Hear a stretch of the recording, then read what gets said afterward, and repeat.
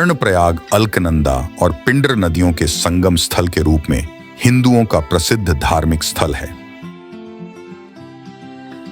पिंडर का एक नाम कर्ण गंगा भी है, जिसके कारण ही इस तीर्थ संगम का नाम कर्णप्रयाग पड़ा है। अलकनंदा और पिंडर नदी के संगम पर बसा कर्णप्रयाग धार्मिक पंच प्रयागों में तीसरा है, जो मूल रूप से एक महत्वपूर्ण तीर्थ हुआ करता था। बद्रीनाथ मंदिर जाते हुए साधुओं, मुनियों, ऋषियों एवं पैदल तीर्थ यात्रियों को इस शहर से गुजरना पड़ता था।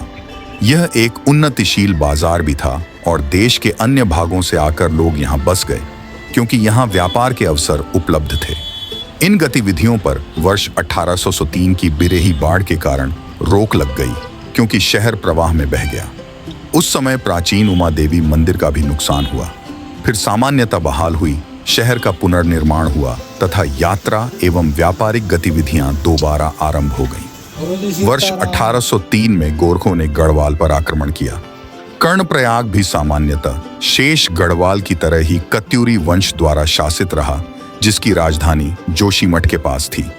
बाद में कत्यूरी वंश के लोग स्वयं कुमाऊं चले गए, जहां वे चंद वंश द्वारा पराजित हो गए।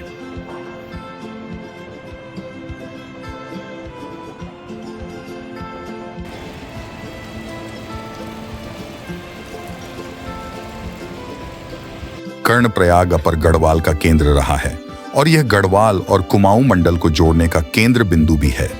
वहीं माना जाता है कि महाभारत के पात्र दानवीर कर्ण के नाम पर ही इस नगर का नाम कर्णप्रयाग पड़ा है।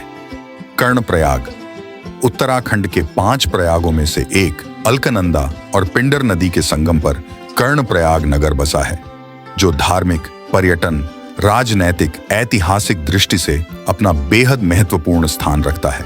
स्थानीय निवासी बताते हैं कि यहाँ उमा देवी ने कर्ण की तपस्या से खुश होकर उमा प्रयाग से कर्णप्रयाग नाम दिया था। तब गढ़वाल राज्य की राजधानी करीब 15 किलोमीटर दूर से संपूर्ण गढ़वाल का प्रशासन संचालित होता था। यहाँ 1960 में तहसील मुख्यालय बना और आज इसी कर्णप्रयाग तहसील की उप तहसील भी बन गई है। इससे इसका भौगोलिक क्षेत्र भी कम हो गया है, जबकि पैरुल देवता यहाँ के मुख्य स्थानीय देवता हैं। कर्णप्रयाग में दानवीर कर्ण का एक मंदिर भी है। माना जाता है कि आज जहाँ पर कर्ण का मंदिर है, वह स्थान कभी जल के अंदर था और वहाँ पर कर्णशिला नामक एक पत्थर का कोना ही जल के बाहर उभरा हुआ दिखता था। वहीं एक दूसरी कहावत के अनुसार कर्ण ने इसी स्थान पर अपने पिता सूर्यदेव की आराधना की थी। तब भगवान सूर्य कर्ण की तपस्या से प्रसन्न हुए थे और उन्हें अभेद कवच कुंडल और अक्षय धनुष प्रदान किए थे।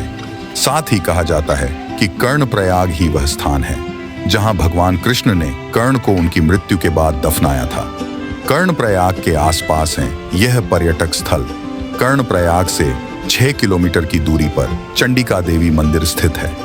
दूसरी ओर कालेश्वर में भैरवनाथ मंदिर स्थित है। कर्णप्रयाग में रेलवे कार्य भी लगातार प्रगति पर है और 2024-25 तक इसका काम पूरा होने की संभावना है।